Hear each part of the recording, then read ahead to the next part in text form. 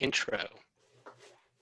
All right, so welcome everyone to the Bay Area Content Marketing Meetup. It is a pleasure and an honor that we have Joe Pulizzi with us today.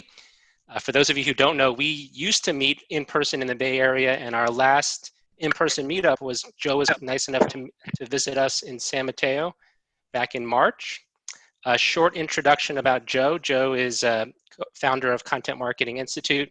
His latest book is titled Corona Marketing, What Marketing Professionals Need to Do Now to Survive the Crisis. He's an Amazon best-selling author. I think he's written 6 or 7 books if you count this latest one. Epic Content Marketing was named a must-read business book by Fortune magazine. He's also written a thriller called The Will to Die. In 2014, Joe received the Lifetime Achievement Award by the Content Council. He's co-host of an awesome podcast with Robert Rose called This Old Marketing. It's generated millions of downloads from over 150 countries. And he's also has an email newsletter called The Random Newsletter. You can find it at joepulizzi.com. The format today, Joe's going to do an opening introduction about his latest book. We're then going to have Q&A about that book. We'll then open it up to more broader questions about marketing, and then we'll just wrap things up from there. So without further ado, Joe, thank you so much for being here, and take it away. You got it. Thanks, Dennis. Thanks everyone for being here. I hope you're all doing safe during this crazy, crazy time.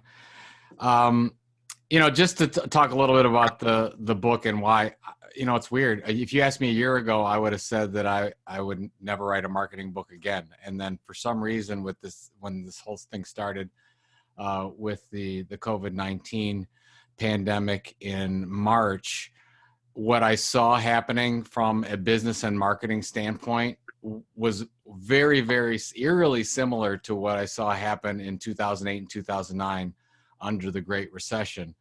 And I said, boy, I thought that marketers needed to hear a lot of the stuff we were going to talk about instead of marketers just throwing stuff against the wall. I think there are a few things, a few techniques, a few strategies that we should be doing right now. In a lot of cases, just simplify, focus on core customers, do things that we know is almost like marketing 101 or content marketing 101 that we're just not doing because we're inundated with just a lot of stuff. So I almost wanted it to give, not that I need to give marketers permission, but to give everyone permission that's dealing with marketing right now a chance to just reset and say, we're doing a lot of stuff and a good portion of it is not adding value to our customers. It's not adding value to our businesses. So let's just stop. So let's say no to a lot of these things, which is a great part of strategy, is saying no to more and more things and saying yes and putting focus toward the things that are really going to make a difference in your customers and your audience's life. So Dennis, that's really why I wrote it. Corona Marketing is what's about 50 pages long. It includes 13 things that I thought were important that marketers refresh themselves with, almost like a checklist, even though I normally hate checklists. But these are, hopefully there's 2 or 3 things that you could get out of it and say, boom, this is stuff that I needed to hear, and you go back and reformulate a strategy so that coming out of this, you'll be more successful. So we did a lot of these things as Content Marketing Institute in 2008, 2009. And when the economy turned around in 2010, we were well positioned because of making some of these decisions, and then really went on fast growth from 11 to 15, because I think we set, the game plan was right that we set in 2008, 2009 with a little bit of patience. So that's it, Dennis, and I'm happy to talk about any of those or answer questions about some of the specific ones or some of my favorite ones or wherever you want to go. Yeah. So for as far as questions go, everyone can feel free to use the chat. I have a Google Doc, so I'm going to refer to that to start with some initial questions. But feel free to use the chat, and then feel free to unmute yourself if you want to provide the if you want to ask a question via audio. Laurie's asking, can we purchase the book? So Joey, correct me if I'm wrong, the Corona Marketing is free. And do they go to your website to download it? You can go to joepulizzi.com, but just go to coronamarketingbook.com as long as your URL doesn't block you from it, because if you don't get spam. But coronamarketingbook.com, you basically go and sign up, and you put in your email address, and you'll get an email from me with the link to the free book. So Excellent. I figured make So it as Amy's easy as asking, possible. I know the book, Joe, you have like 13 tips or chapters. I don't think we're going to go into all 13 right Yeah. now, but you can certainly download it. There might be some where we're going to cover questions on one of the 13. I'll start with my own question, Joe, which Sure. is, I know your objective you just said for the book is to help marketers during this time and give them permission to say no or to turn things, like shut things off. Yeah. But I'm asking from a content marketer's point of view, like if we put ourselves in your shoes and we're just creating content right now, can you share any impact, maybe even unexpected impact that has resulted from your publishing of this book for you or your business or what have you? Yeah, well, so it's been fairly successful. There's a lot of people that have been downloading it, which is wonderful. I mean, that's of course, it's almost like if you create a piece of content and nobody downloads it, did you ever create it in the first place? So luckily, people are engaging in it and they're seeing some value. The unexpected thing is probably in the last 2 weeks, I've gotten something like 30 requests to speak on things. So that's good and bad. So I mean that's fantastic to be able to go out and speak, but I don't want to speak that much. only for Rich and Dennis, and when you guys send me beer, I mean I'm always in for that kind of stuff. So that was unexpected. I think that people, when they read it, and the feedback I'm getting is that, oh yeah, thank you for the reminder. I don't need to be on TikTok. I don't.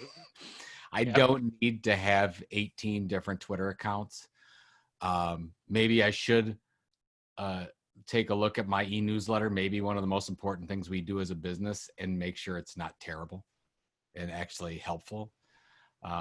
It's tough. I mean, I've been in everyone's position where you're juggling all these different balls from a marketing standpoint, and I think we're at our best when we're doing great things, a few great things. So one of the chapters of the book is, do one great thing.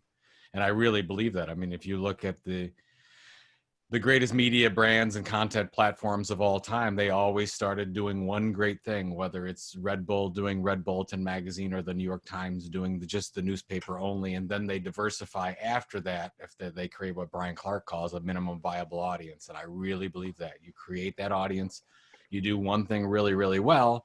And then when you get to a point where you build that audience, then you can diversify. Tragically, what did we see in most content marketing? And I don't want to, I mean, I've got some examples in the book, and if you want to see me slam on some companies, you can go read the book, and I've got some in there. But a lot of it is, you don't have to launch the video series and the podcast series and the multiple virtual event thing all at the same time. Frankly, that usually doesn't work. 99% of the time, that does not work. It'd be better off if you said, we are going to this specific audience, we are going to launch this amazing podcast, and we're going to do it consistently every Tuesday and Thursday at 7:30 Pacific time or whatever. And we're going to be the leading providers of that information with that content tilt in the industry or to that audience base, and just do that really well for 12 to 18 months and have some kind of a subscription outlet associated with it, which generally would be an email newsletter. I know it's actually another surprising thing from reading, because I've got my subscriber hierarchy that I put in the book, which is a yay boo scale of, hey, we love email subscribers, and boo, we're not really big fans of Facebook because we have no control over that data. But one surprising thing is I've seen some examples of Slack and how a lot of people are using Slack for subscription sign up and doing very well at it. Joe Hagee, my friend, does a regular show, right? Used to be a phone call, I think, on medical devices in the medical device industry, and he turned it into a little subscription network, and he has people paying him like $7.50 a month, and he's got a lot of people paying him just to have resource to Joe. Okay. Whenever they want, which is crazy. But I didn't know that Slack worked that way. So that was Yeah, I another. didn't know that either. Yeah. You're saying there are people that are now doing paid Slack subscriptions? Paid Slack subscriptions. I did not know that was a thing until this book Yeah. came out, so I'm going to have to add it into the new part of that. But yeah, so Yeah. anywhere where you're getting access and permission to, specifically in this case, email. I'm still very wary over cell phone and texting, but Right. email and Slack now seems to be that safe ground for the best way to do Hmm. permission-based marketing. Excellent. All right, I'm going to access a Google Doc where we collected some questions ahead of time. So we have a question from Michelle Garrett, who's from you might know her from the Content Marketing Yeah. World Hey, Michelle. community. She says, or she asks, we know this is going to last a while. What are your best tips to marketing pros who need to try to anticipate what lies ahead and stay positioned to continue to serve clients throughout this period and beyond? Uh, Michelle, yeah, and you know this. Serve clients by being truly helpful to them with the marketing that you send to them. And this is why I got into the content marketing industry in the first place. I believe that we can deliver value in the form of the communications that we send. And by delivering the best value that's out there, we can also generate revenues for our company. I don't think it's either or. I don't think you have to suck the life out of somebody with your marketing in order to win. I think you can do both. So that's where maybe the opportunity right now is, and I'm sure I've talked to a lot of content marketing managers that just had to throw their content plan out the window for a couple of months to just figure out how do we communicate with our audience now. And, I think the whole, in uncertain times, I think we're done with that now. I think we just have to get back to how do we help our customers live better lives or get better jobs or whatever our overall mission is. So that's where I think your feedback mechanisms come into play. Do you have processes set up where you're talking with your customers and your audience on a regular basis? That's really, really important. That comes from 20 years ago when I started in publishing. And when we were in sales, we were obligated to do reader calls.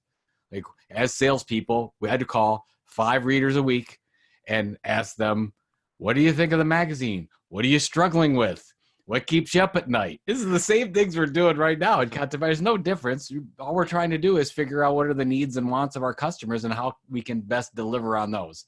And so whether that's listening on social media outlets, whatever that might be, talking to salespeople, talking to human resources, talking to your employees, those things should all be set up. So good time to set up processes so that you have a clear understanding of what your customer is struggling with. And then that will help dictate what kind of content, hopefully dictate what kind of content you create.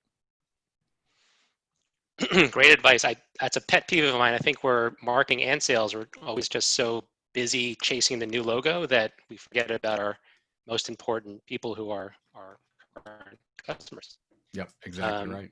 Good time for that Cecile, now. Yeah. Cecile has a follow-on to Michelle's question. Cecile is part of our Bay Area membership.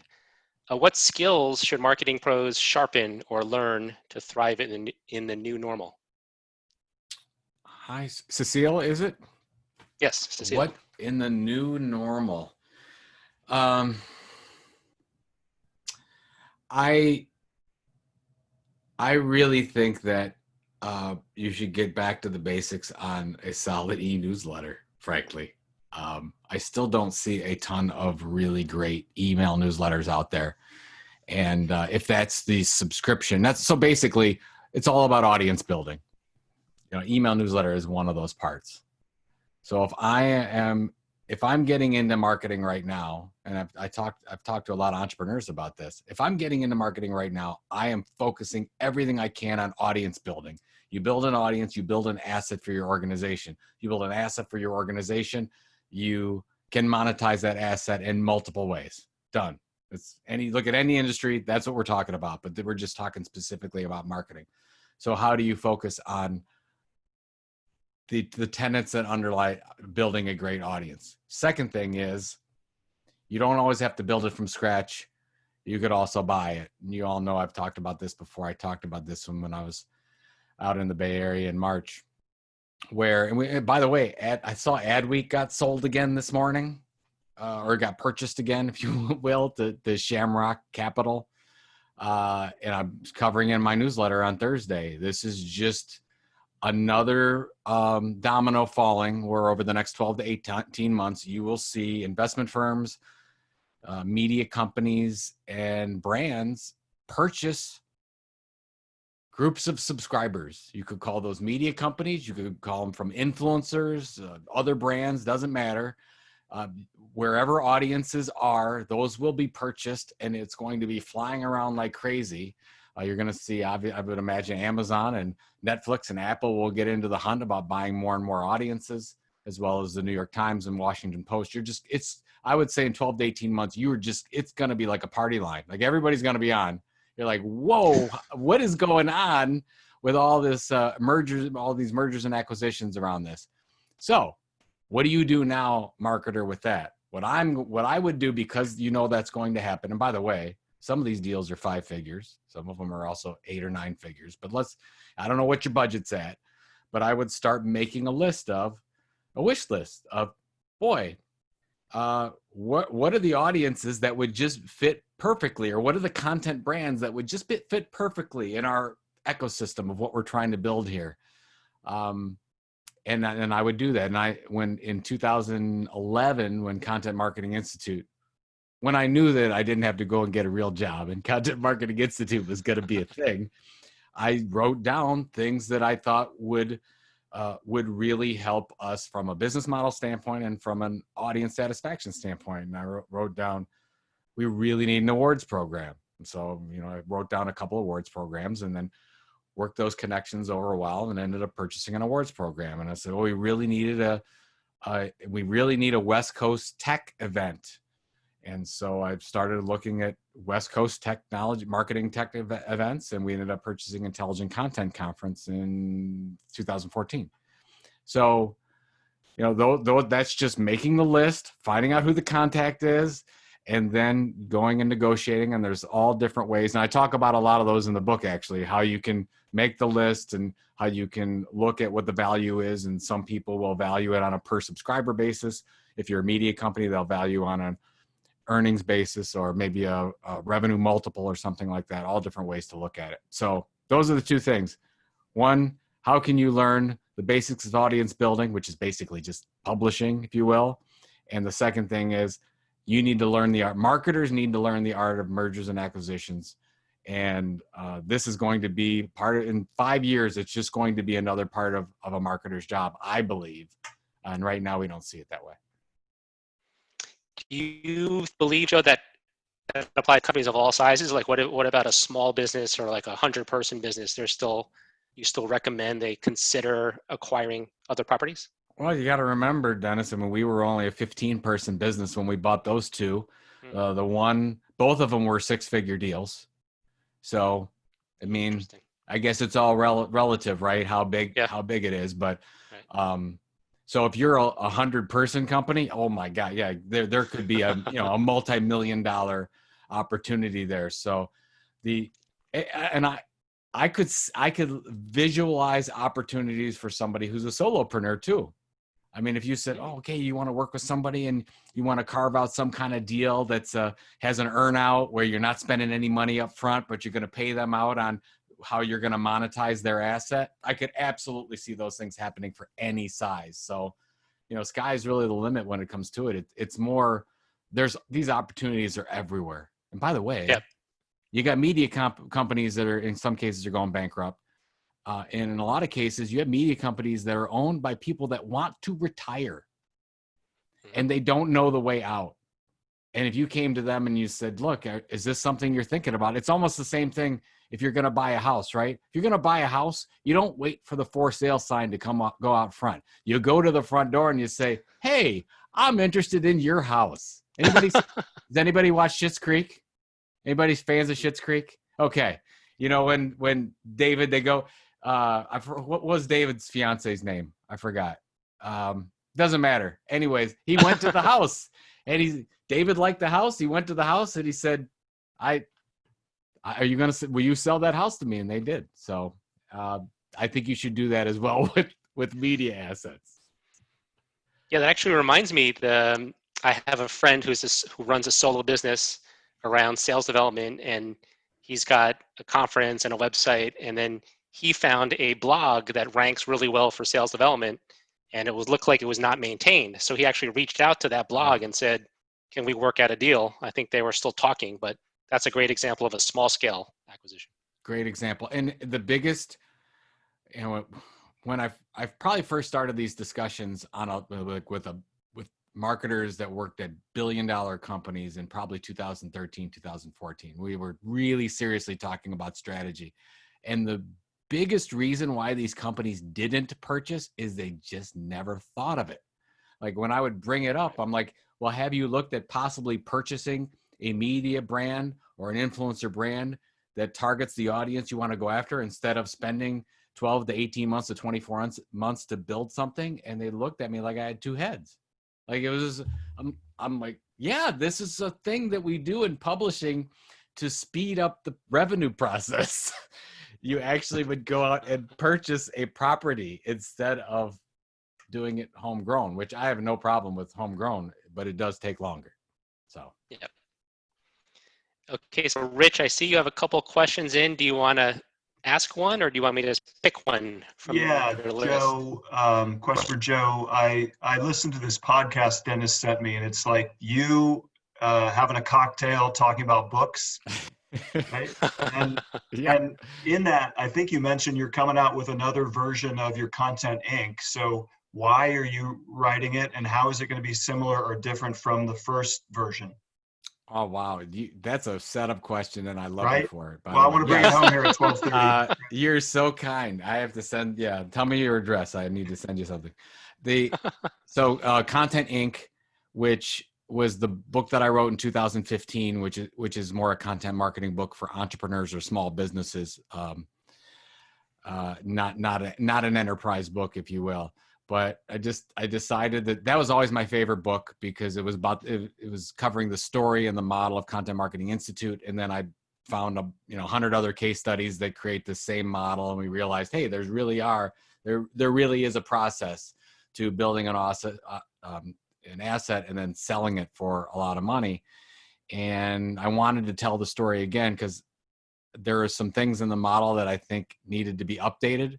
So I decided to change that model for a little bit. But the real thing is, since 2015, I actually sold the business, went through the process, figured out that there's a couple steps in there that I'm going to detail about how you can build the asset, and then also think about how do you then sell it for whatever you want to sell it for at the end of the day. So Rich, that's kind of what I'm thinking about. I'm going to update the model on the front end, because I think there's a couple things. I want to go a little more detail on the content tilt, a little bit more detail on diversification once you build, and then really go into a lot of detail on selling the asset, which wasn't in the other book at all. So, but thank you. Yeah, I don't know. It's with McGraw-Hill. I'd like to say it'd be out early 2021, but it'll be out in 2021. As an author, the last thing you want is somebody asking, "How's the book coming along?" Right? So. Yeah, I'm working. I've got all kinds. I got all these notes here that I've been making about, and I've been. What's been fun, Rich, is I'm finding all these little teeny case studies that are interesting. I found this one the other day called HustleCon. Created this big conference, 2 million audience very quickly, and then launched a company off it called Trends.co, which is another multi-million-dollar. It's the same model over and over. Basically, you're like, okay, what's a niche that we can create something very special for a specific audience? You basically harvest that audience over a long period of time, and then once you harvest that audience, then you start launching products off of it. It's publishing, content marketing 101, but it's exciting to see the new stuff. And what's exciting about it is the model is almost the same every time. And so the hope is that when marketers look at this, they don't have to reinvent the wheel and say, well, shoot, how do we, and how long does it take? And what do we, there's questions you need to ask from a strategy standpoint, but really there is a model that 1,000 other companies have used over the past 10 years. And that's kind of what we talk about. Okay, thank you. Thank you. So related plug is there's a Content Inc. podcast, which I think, Joe, you launched when the book was originally published. I did. And then it it had gone dark a little bit, but it's back. I think Joe is publishing a new episode once a week, and it's about 10 minutes or less, and it's always like one really interesting nugget of wisdom. So for those of you who are podcast listeners, you can find it probably wherever you get your podcast, Content Inc. podcast. Thank you. Sure. Twice a week now. Yeah. Mondays and twice a week. Nice. Mondays and Wednesdays. It's usually around just 5 minutes long. Yeah. Okay. So digestible. Thank you. I like it a lot. There's another one from Cecile, which I found interesting. You've founded Content Marketing Institute during the Great Recession. If you were to found it now during the current pandemic, what would you do differently and why? Well, that is an interesting question. It's if you said so, it's if I was almost thinking you were asking Cecile if I had to go back and do it over, what would I do? But you're not. You're saying, what if I launched it now? Yes. And if I launched it now, I probably, if you had asked me 6 months ago, I'd have probably said the platform would be a podcast. Now I'm struggling with it. And by the way, I still my favorite. I think the anything in voice right now is a winner. Like I'm looking at building a platform on voice. You know, for example, Joe Rogan selling out. So I don't say selling out, selling to Spotify for whatever 200, 300 million or whatever was reported. It's a really interesting platform that he was able to build with the podcast and then the coinciding YouTube, which is basically just a video of the podcast. And he has maybe the largest audience in the world. But it's interesting to see the stats. I think it's coming back. As soon as the pandemic hit, podcast numbers took a hit as everybody was watching video. Now, I think that'll normalize again. I think you'll get back to podcasting. But I would probably say where I still think there's an opportunity to break, even though as many podcasts as there are, what's the, I'll say the easiest, or maybe just the most opportunity you would have to break through all that clutter. Still, if you pick the right niche, I still think it's podcasting. So I would probably say we wouldn't launch as a blog as with what we did in 2007. I probably would launch with an amazing, I would like to say daily podcasts are really, really tough. Yeah. But I would like to think we could do something 3 times a week from a podcast standpoint, and maybe not the same old interview a guest model. Right. And something like that. So that's probably what I would do different. It'd be from a platform standpoint. But what's funny is what I wouldn't change is the focus on the email subscriber. Still the number one thing. If we didn't have that email list, we would have had nothing. And the focus on that was so critical. Excellent. I'm fascinated just picturing CMI relaunched as a podcast, at least to start. Let's see. Yeah, me too. Interesting question. Judy asks an interesting one in the chat. She says, my take right now is that we have an opportunity to have a more humane voice as brands. Do you have a good way to convince CMOs or companies to adopt that? Yes. If you're not doing internal marketing as part of your content marketing job, then you're missing out on something. I think that should be core. It should be probably the number one thing you do. I'm a big fan of Don Schultz, father of integrated marketing. You read anything that Don Schultz, I have a huge book that I think he wrote in 1990. IMC is bigger than the Bible. And throughout that, he talked about before marketing externally, you have to market internally. Your most important people on your marketing team are your employees and the executives you report to, so they understand what you're doing. Why is that so important? I think we all get the whole employee thing. I think I don't have to talk about that. But let's talk about the executive side. Because most of the time when I've seen content marketing programs get killed, they don't get killed because of a lack of performance. They get killed because somebody with the purse strings doesn't understand what's going on and why they're doing it. They say, oh, we're done. Well, that's the content marketer's responsibility, the marketer's responsibility to educate them. So when I was at Penn Media, this is before Content Marketing Institute, I always thought that they were going to cut our custom media program because nobody understood what we were doing. Everybody else was selling sponsorships and trade show stuff. and I put together a weekly educational inner office where I'd send it to all the publishers and the CFO and the CEO, of course, my direct report, and talk about content marketing. And I would educate them on it. And I'd send them some examples that we were doing, some examples that were going on in the industry. And I would just teach them why this is important and why it's important for our business to be in. Because I felt that if they didn't understand that, I would get a knock at the door pretty soon and say, Joe, you can pack up your stuff and go because we don't know why you're here. That happens to content marketing all the time. And for 20 years, I've talked to content marketers. They say, nobody knows why we're here and our value, and that's a problem. I'm like, well, you have to teach them. They're not going to find it on their own, so I don't care what it is. Are you going to send them a 5-minute audio thing every week? Are you going to send them an email? Whatever it is, teach them about what you're doing or what's important, or if maybe your challenge is a sales challenge and the salespeople don't know how to use their content.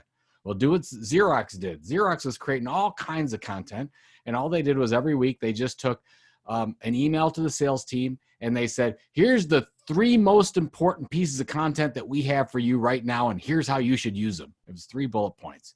Changed the entire company around because the salespeople weren't doing anything, and now they're all saying, oh, this person's trying to help me with my job. Great, they want me to sell more. Here it is. Anything like that. That's what I focus on. Anything internally to educate the people that are around you about what you're doing. Excellent. I have some more questions, but does anyone wish to unmute themselves and ask a question? You can do so right now. By the way, Judy, Shy? thank you. You're awesome. Hey, Dennis, I got a question for Joe. All right.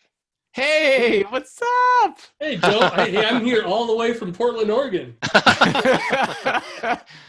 The expanded Bay Area. That's right. That's right. Yeah, we like to think of them as south of the border.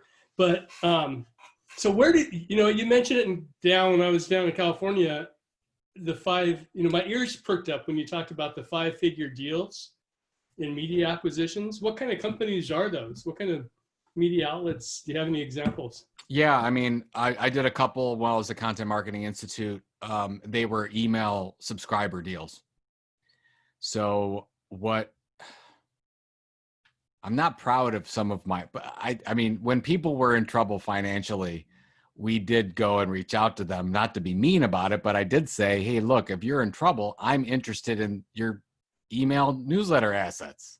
I absolutely would go after the email newsletter subscribers. So there were a couple of small events in the marketing industry that I knew were going under. And I reached out to them and I said, look, can I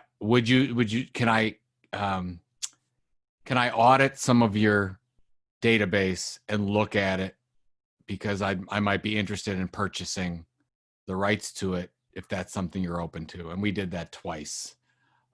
So those are the smaller deals, Todd, that I think are available right now if people will. And now, of course, there's all kinds of issues, privacy issues going on with that.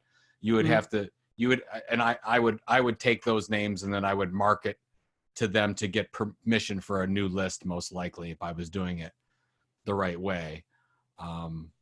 At the time, 12 years ago, we didn't have as many of those issues doing that. But so right now on those types of things, the other things that I think you can do is some upfront cash and earn-out possibilities. And this is specifically with influencers. So let's say that you've got a YouTube influencer in your industry, a great blogger, then you could say, look, I'd like to purchase the rights to X, Y, and Z or whatever that is. And you just have to be careful because if it's an individual, it's their brand. But in a lot of cases, Todd, as you know, I think we were talking about this, they don't understand the value. They don't understand what things are worth. And then you can go to them and say, look, I would like to work with you on this. We would like to have this brand to be part of our ecosystem of brands. Is that something you're open to? So those, small magazines. My goodness. I'll give you one quick example because I don't want to stay on the whole time. But when I worked at Penton Media, there was one very unloved brand that was driven down by real bad management. And the company ended up selling the entire magazine, the email database, and all the properties around it for $75,000. And the Wow. entrepreneurs that took that business for $75,000 grew the revenues of that business 2 years later to $3 million, probably worth $5 or $6 million. So it took $75,000 and made it worth $6 million in a couple of years. Those are out there. Look at the unloved media brands in your industry. You will find many of them. There is a lot of value there. They just need a little bit of love and attention. So Thank you. let me know when you do that. Yeah. I'm on a. I want the case study. I'm gonna make Rich and I help me out hunting here. So Joe, oh, go ahead. I was going to say, what are the biggest mistakes you're seeing right now in content marketing during this kind of pandemic? Tom, I don't know if it was happening before or after, or I don't know exactly when it all started, but the social content stuff I think is gotten out of control. I think the number of different social media properties that most enterprises have, how many different ones they have, how many they have to maintain, it is beyond a full-time job for anyone. What happens then is they don't understand that each one of those needs some kind of a purpose and a strategy, and then if there's going to be content, a content plan associated with that, and you're just not seeing it, and they don't understand why it ultimately doesn't work because it's just another thing. So, if I was to go in and audit, kind of from a broad communication standpoint, the first thing I would do is I'd make a list of all the LinkedIn stuff, all the Facebook stuff, all the Twitter stuff. If they're doing TikTok or whatever, Snapchat, go on and on and on. Maybe they still have MySpace, who knows? Really go through it and say, what's working on whatever scale we need to look at. What's working? What's not working? And we're not sure about these. Well, what's working? That's fine. Put these over here. What's not working? Kill the one stuff that's not working. And when I say kill it, and maybe turn it into just a listening channel or something like that, so and here's how we're going to treat that. And then the stuff in the middle, I think you got to make a decision. Are you going to make it great? Are you going to have it work or not? Well, push it down. So I'd like to go in, and I don't know what the number is. Is it half the stuff is probably not working or unnecessary? It's probably something around that, maybe more in some cases. I know that's the case for a lot of content stuff. Yeah. Oh, we've been doing this regular research project for 10 years. We do this, our email newsletter, we've been doing it the same way for the last 5 years, and we can't do it any different. Well, now's a really good time to do something different and to, treat your audience like they're like they should be treated. Yeah, and I think on our blog we slowed down posting cadence, just to why produce all this content, at a time where people aren't really listening to it. By the way, there's a really good case. Yeah, there's a really good case for that. Andy Crestodina, I think good friends of a lot of people on this, with Orbit Media. I think at one time he was posting very frequently, and then he went to one really good, meaty, amazing post per month, and his traffic went like crazy. But you put some marketing behind that one, right? So I've got no problem. It's like whatever you're doing, is it the best in the industry? And if it's not, then you have to ask yourself some questions. What do we have to do to get there? I don't think it's too much to ask that whatever you're doing, you should at least strive for it to be the best in the industry. Agreed. Why do it? Why then have, if it's not, then they should be signing up for the stuff that is. Agreed. Thank you. So, good question. So Joe, we've got a bunch of questions coming in on the chat. There's a few that have been sent to me privately, so I'll start with this one. So in marketing, there's so many experts like yourself, Robert Rose, Ann Hanley, and they're all excellent. But how does one carve a niche? Like, how do you demonstrate your value proposition in an increasingly crowded space?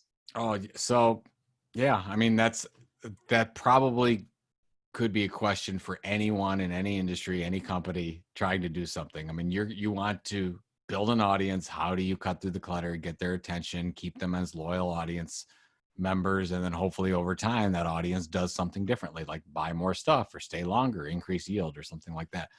So this is what I talk about with the content tilt. And the content tilt is, how do you look at that area of expertise a little bit differently? I always like to say it's almost like when Neo tilted his head in the Matrix and looked at the spoon a little bit differently. How are you going to look at it a little bit differently so you can break through the clutter? What did CMI do? Content marketing is around for 100 years before we got there. All we really did differently is we had two tilts. I say two content tilts. One is we called it something different. We called it content marketing versus custom media and custom publishing. And the second thing we did was because there was so much clutter in small businesses, we said, let's focus on enterprise businesses. So those are the two things that we did. So for anyone on this, you'd say, okay, well, how do you differentiate yourself? You could differentiate, say, by the audience you target. Is it niche enough? Your positioning, like we did with content marketing. The platform. Hey, Kyle, how are you? I'm looking right at you right now. Is it a platform? Maybe I talked to a bunch of HVAC contractors and everyone was doing video and nobody was doing a podcast or audio. Maybe that's an opportunity. Maybe you need to look at a different subject matter. Maybe you're too broad. Maybe you need to focus on something more niche so you can be the leading expert in the world. That's what I would be focusing on. I mean, it was honestly for me, when I came out, I had no audience, no nothing, and focused on this thing called content marketing and took a bet and invested heavily into that area, which was just publishing, but for marketers. It doesn't have to be a new thing. It's just a repositioning of it. So, but you can do it by audience, subject matter, any of those things we just talked about. I would spend a lot of time, once you figure out, okay, what's my mission and what am I really good at communicating and how would this help my business? Then you sit down for 2 weeks or a month with your team and figure out, okay, what's our content tilt? Why are we different? Why does it matter? How are we going to communicate differently than everyone else and get everyone's attention? So there's some time that needs to be put on that. And for those of you who have not downloaded the book yet, Corona Marketing, Content Tilt is one of the chapters, so you can get more detail in the book. So Joe Laurie asks, can you share what you think makes a good e-newsletter? She says some contain long articles, some have short blurbs with links to other articles. Like what's good? What makes it good? Not rocket science. I'm sure everyone on this call has their favorite newsletters. And if I had to guess, they're all a little different. I have one that I like that is, okay, well, one of my favorite I read every day is the New York Times Daily. I get a really good overview of what the heck is going on in this crazy world. So I look at that first thing in the morning and I look at that. So I love that one. I love Ann Handley's newsletter in a lot of cases just because of the personality behind it. And she's very specific on some of her how-to advice. So those things I like. But what do all these things have in common? They're very, very valuable to me personally. So that's all you really have to do. Now, from a tactical standpoint, generally what that means is that if you have a newsletter with a paragraph and a link to something else that's already out there, generally is not as valuable, because I like to see the email newsletter have something that is unique. Because if I can just find the article that you sent me somewhere else, I don't know if there's a lot of value there. So that's when, like for my newsletter, if you want the whole newsletter, you have to subscribe to the newsletter. You can't even get half the stuff anywhere else. I think that's a reason why it's been successful and the open rate's fairly high. So really figure out how this thing can be unique. I think if I had to guess, 75% of the newsletters I see are just abstracts and links to stuff that's already out there that's not really valuable. Now, I'm not saying that those types of e-newsletters can't be valuable if it's an amazing roundup. The New York Times essentially is a roundup. It gives a little bit of context to it, but they link out to other articles, but it's all in one place.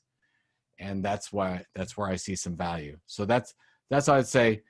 Is this really unique? Is this something that they can't get anywhere else in this form? I would ask yourself that kind of question. Thank you. Thank you. Yeah, what I love about your newsletter, Joe, is I love the marketing advice, but you often will include a tip or something that your wife, Pam, has done in the household, which is always a creative thing that I want to try in my household. So it's really, I love those things that you include. Yeah. Thank you very much. Yes, I don't know what I would do without her giving me ideas from all my ideas come from my family. So Excellent. crazy. All right. We're going to wrap things up in a few minutes because we're close to the top of the hour. Thanks for staying on extra, Joe. Oh, you got it. Does anyone want to ask a question via audio? Otherwise, I can check the Google Doc. Anyone? All right, Joe, there's a question about influencers from Esther. She says, the world is full of influencers where the true ones are almost unreachable for a small startup. She read your chapter 8 about stealing audience. Yep. How can she identify a good influencer for her projects? Well, if you're really involved in it, I remember when I used to write articles about here's how you find influencers. Frankly, you don't need to you should know where they are. If it's in your industry, you should fairly easily via Twitter or Facebook or Instagram quickly find, or Google search, quickly find who are the places that have the audience that you want to reach. And who are those? So those are individual influencers. Those are, in some cases, your competitors, media companies. So make the list of all those. Now, so let's say that there's some that are completely out of reach. Let's say I make my list and on the top of my list is the Wall Street Journal. Well, I'm like, that ain't going to happen. There's no way that they're going to do anything there. That's not going to make it. Okay, so maybe you forget the first 5 and you throw those out and you say, that's way too much work. The payoff isn't there. But these middle ones that want to be part of the top echelon that aren't yet, maybe that's where I need to focus my time, or maybe even if it's on the bottom. I mean, I remember when I was looking for a speaker on video and YouTube at Content Marketing World.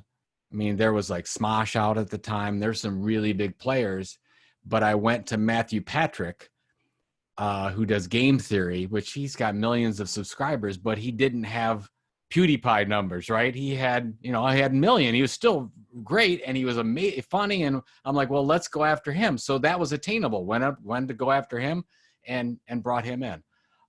So I would say focus on a different part of your influencer list. That probably makes sense. And the last thing I would say is when you put these influencer programs together, and I talk about this in the Corona marketing book, is at first don't make them do anything.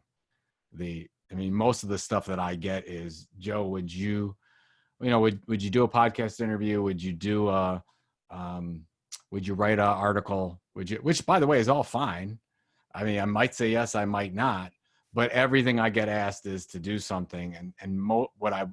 What's really easy for me to share and go in is where we said, hey, we put together this whole research program and we focused on this thing from you, and we highlighted you in the research project, and you don't have to do anything, but we highlighted you and all your stuff and linked out your stuff. Well, most of the time I would share that stuff. And so they've just built a relationship with me. Then probably the second time, don't ask them for something again. Third and fourth time, then maybe you could start asking about, is there a way we can work together? So those are the types of things, instead of just coming right out and asking for something. And Helena has put in the chat a link to SparkToro. That's Rand Fishkin's startup. And she said it's a good tool to find influencers. Rand is the other day. Yeah, absolutely. Oh, okay. Good. Yeah. He's doing some good work there, making the move. Absolutely. Thanks a lot. Oh, you're welcome. Thank you. And I'm afraid that's all the time we have. So for those on video, let's give a applause for Joe. Let's see the hands. You should just be hold up your beer. That's all. Yes. Thanks. That's all the thanks I need. So Joe, when it's safe to get back together in person, maybe whether it's in Cleveland or when it's safe to come back out, we love to see you soon. Thanks again for joining us. You got to thank everyone out there. Yeah. Love you. Love what you're all my favorite group. I've always said that, and I will say it. This is recorded, so it's for posterity's sake. So thank you all for all your support. It's Thanks, great. Joe. Yeah, thanks everyone for coming, and stay safe out there. Thanks, Thank Joe. you. Bye. Thank you. Thanks. Thank you. See you Bye. again. Bye-bye. Bye. Thank you. Good to see y'all.